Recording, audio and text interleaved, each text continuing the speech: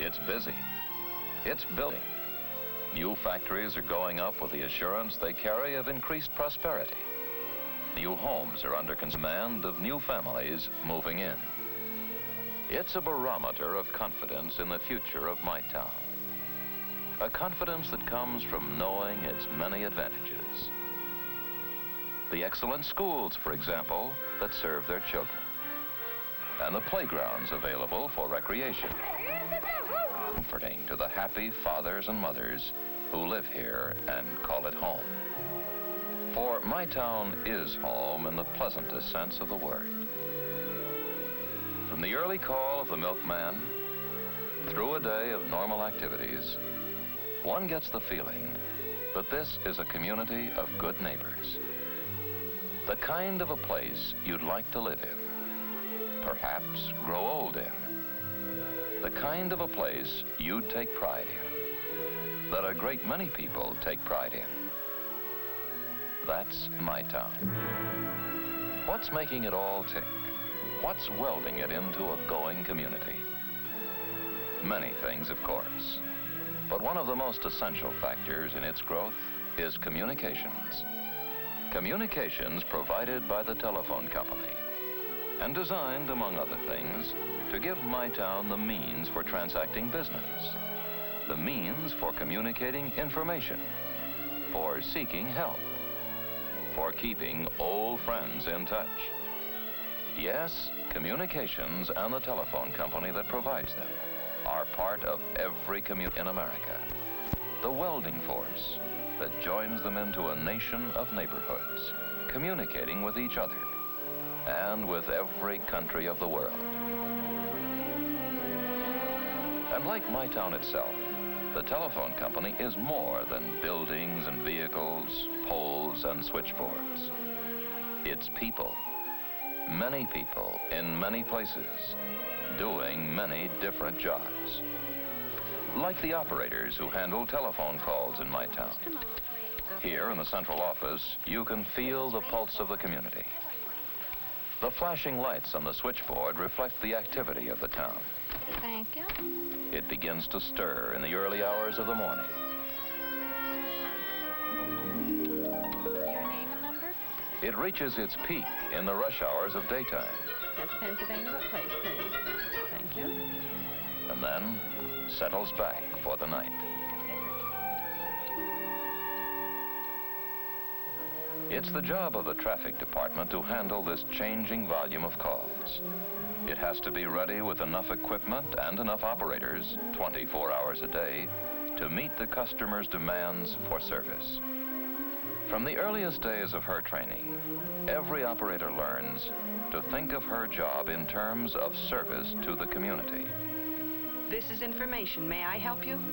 Yes, I'd like the new number of Wilson's Meat Market, 1191 Sycamore Street, please. One moment, please. The number is Right 5 6240. Right 5 6240. Thank you. You're welcome. Operator. In addition to supplying information, May I help you? operators put through all kinds of calls, many of them to out-of-town points near and far. What is the name of the person? And for each call they handle, they record the facts needed to accurately bill the customer. The calling number, the place called, and length of the conversation are all noted for use by the accounting department. Sometimes, an operator handles calls that are more urgent than others. Operator? Operator, there's been a bad accident. 2 cars head-on. Please get a doctor and an ambulance. Can you give me the address, please? It's right outside my house. Old Woods Road near Van Dyke. Hurry, please. Thank you. We'll get help to you as fast as possible. Thank you.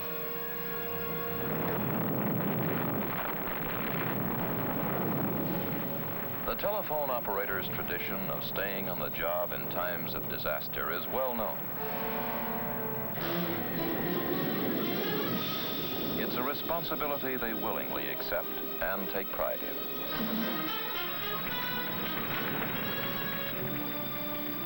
Whether the call be emergency or routine, the operator performs a service that is vital to the business and social life of every thriving community in the nation. And that certainly fits my town. It's a community on the go. New shopping areas to keep pace with demand. New construction of all kinds. New factories are going up, creating greater job opportunities with all that they hold for my town and its people. Homes are being built to house the increasing population of workers and their families. They all need communications, and the telephone company has to be ready to supply them. Connecting these new telephones is the job of telephone installers. Each morning they gather at the plant work center to get the day's assignments from their installation supervisor. Hi, Ted. Hi. Your first day, huh? That's right. Well, I guess these will keep you busy. Better start with this new installation for John Gardner, 406 Melrose. Say, how did things go down at plant school? Well, I think I learned a lot, but I'll feel better when this first day is over. Okay, Ted. I'll stop in later and see how you're getting along. Right. See ya.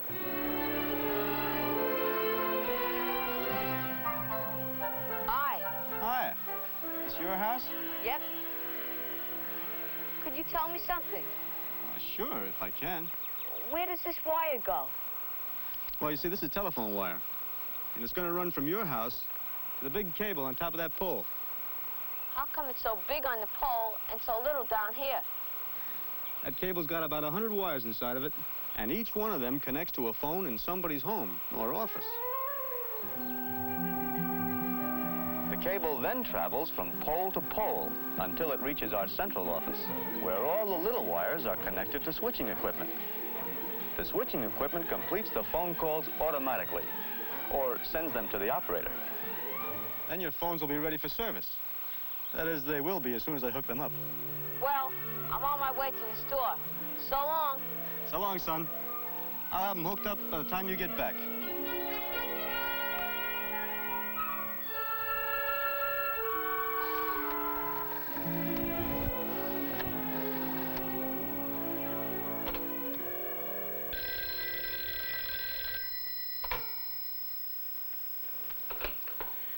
My, it looks just fine. Your phones are ready, Mrs. Gardner. Right now, you can call anywhere in the world if you want to. Good. And here's your new directory. Your name will appear in the next issue. Meantime, people can find you through information. Well, thank you. It's so nice to have a telephone.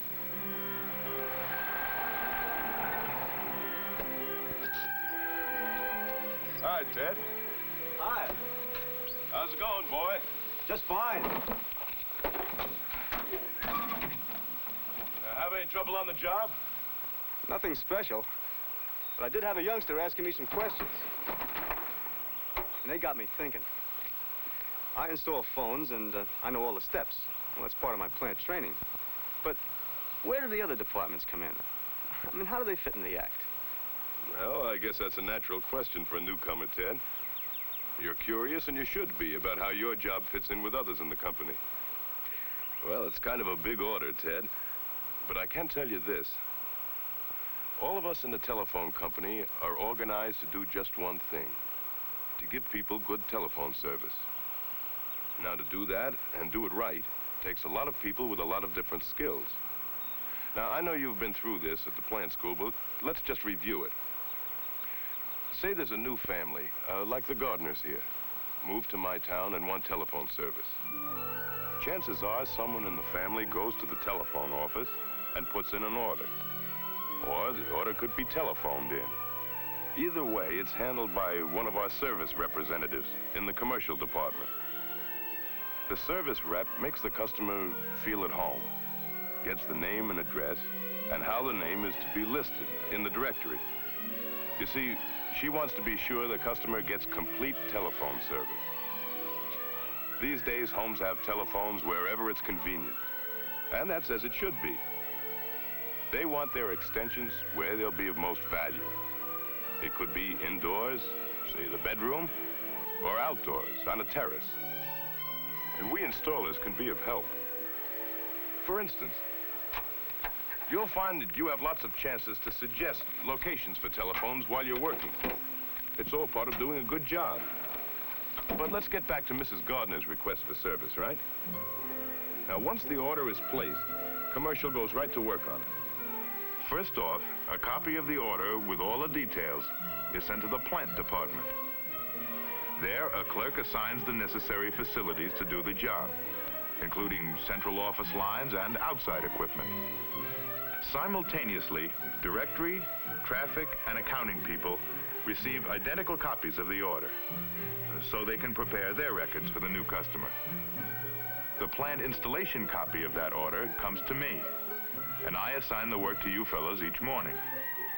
Now, while you were hooking up the line for Mrs. Gardner's phone, the frame man in the central office was connecting it to the switching equipment. That gives us the circuit that makes it possible for Mrs. Gardner to pick up her phone and call to a friend across town, or across the nation. Well, that's part of the story, Ted. Lots more, of course. But maybe it's given you some little background on how a few of the departments work together. It sure helps, Jack. But boy, I've got a lot to learn, haven't I? We've all got a lot to learn, Ted. You never stop learning in this business. And you understand your own job better when you know how other departments operate. For instance, the commercial department. In addition to servicing new customers such as Mrs. Gardner, also handles the payments of the customer's bills. It has the further responsibility of forwarding the names of new subscribers to the printer for the telephone directory. Every name, address, and number is carefully checked and rechecked for absolute accuracy. It is an exacting task every step of the way. As they say, it's something for the book. The book, in this case, being the most widely used volume of the year. Commercial also collects the money from public telephones that serve my town in stores, factories, transportation centers, and even along the highways. Then there are the telephone salesmen. They have the job of calling on business customers and suggesting the type of telephone system that will best serve the customer's business needs. Directory advertising salesmen also call on business customers and show how Yellow Pages advertising can help them. They plan the kind of layouts that attract buyers and boost sales for the advertiser. The service the telephone people give can be as immediate as right now. It can seek and answer the needs of today. It can plan the needs of tomorrow. And the needs of tomorrow are a service responsibility of the engineers. They have the job of looking ahead, of anticipating how and where my town is going to grow, so the telephone plant can be installed efficiently and economically and be ready when the customer needs it.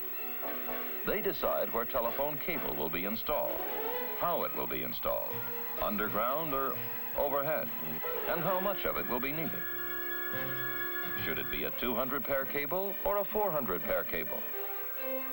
They have to make sure there's enough equipment in the central office to handle the switching of the calls and plan cables for routing long-distance calls. The engineers also work directly with builders in my town to be sure the telephone service will be ready for customers when they move into their new homes.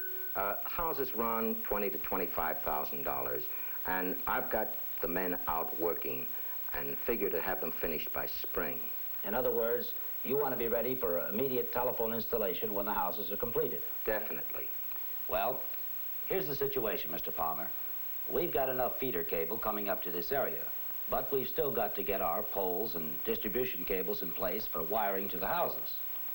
I had no idea there was so much involved. Well, that's why we appreciate this advance notice. You know, some builders don't include us in their plans, and then the new homeowners have to wait for their telephones. We don't want that to happen here. We want phones available when our houses go up. You can count on us. We'll be ready. In just such fashion, telephone planning and construction work go hand in hand as my town grows and expands.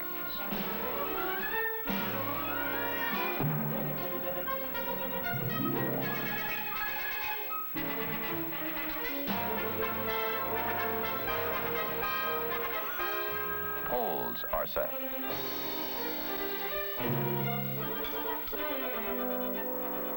Cables strung.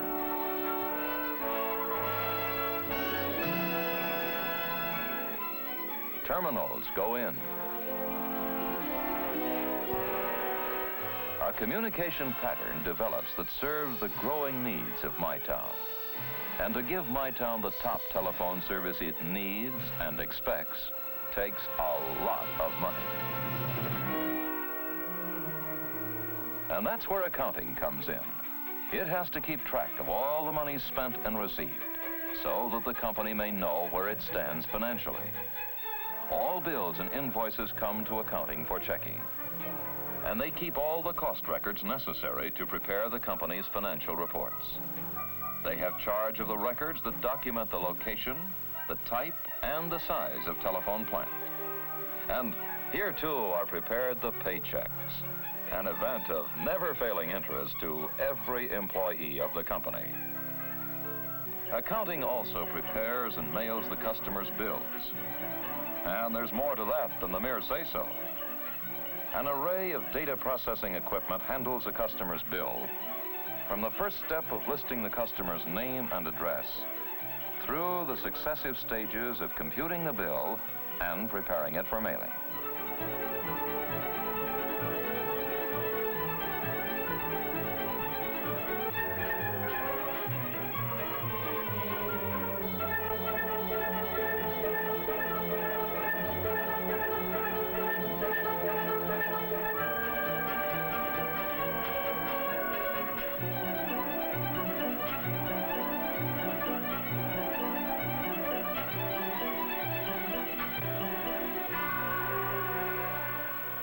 All over town, telephones are bringing people together. Bradford's Jewelry? May I speak to Mr. Bradford, please? Thank you, Mrs. Chase. I'll have the order over in about an hour. Hi. Going to the dance? My town gym. Sure. Arnold speaking. Why, hello, Pete. How's things in my town? Things are pretty good in my town. There's a sense of growing prosperity, growing pride, growing happiness. And the telephone company is a grateful participant. Now, we've seen the parts played by the various operating departments, such as traffic, whose operators handle many of the calls. Plant, which installs and maintains the equipment. Engineering, where all the planning and designing are done. Commercial, which is responsible for many customer services.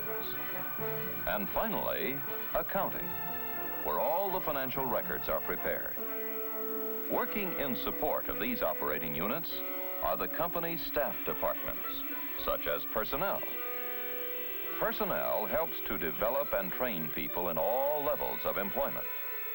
They handle benefit and pension plans, pleasant reminders of earlier days.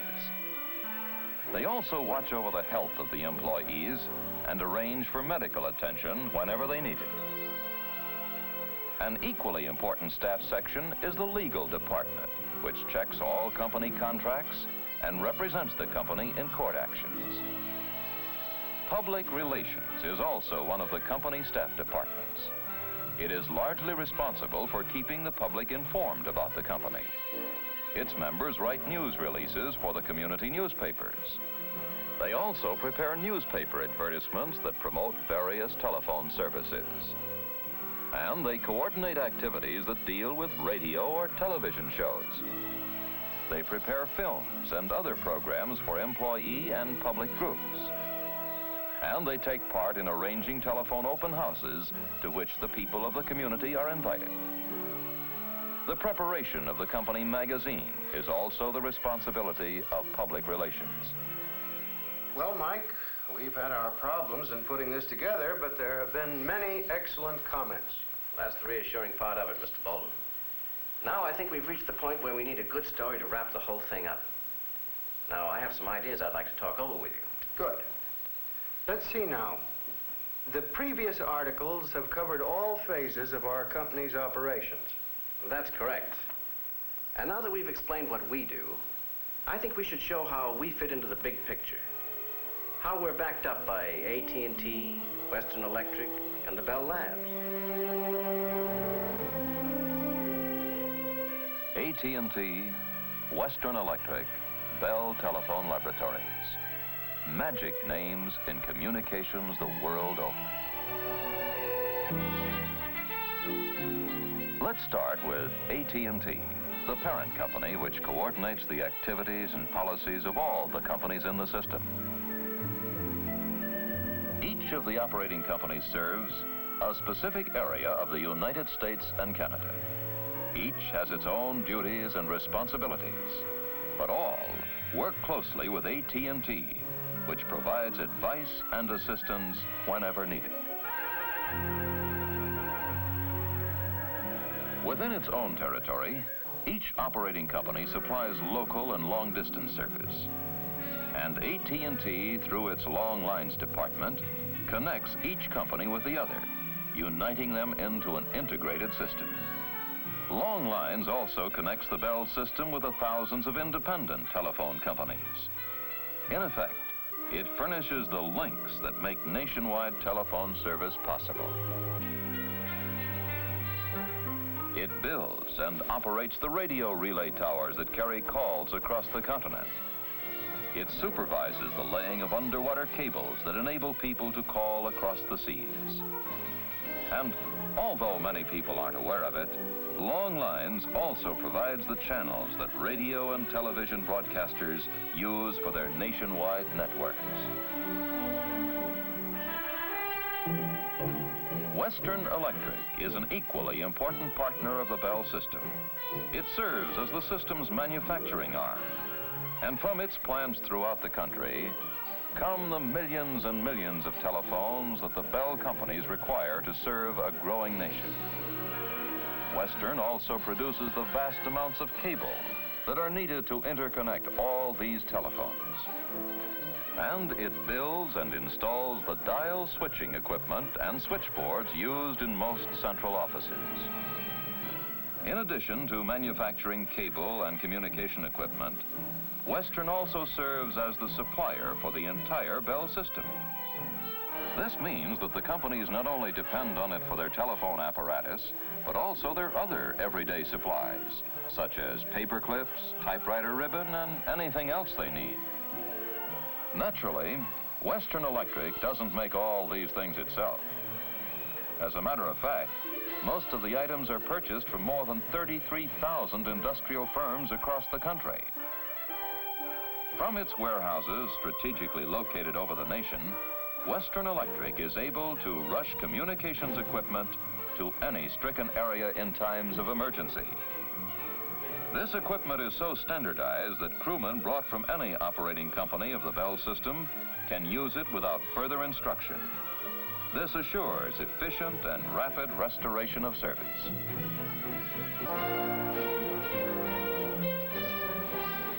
Then there is the extremely important part that both Western Electric and the Bell Telephone Laboratories are playing in building the nation's military defense system. Both have had much to do in the design and construction of such projects as the DEW Line and SAGE, and in the development and manufacture of guided missiles.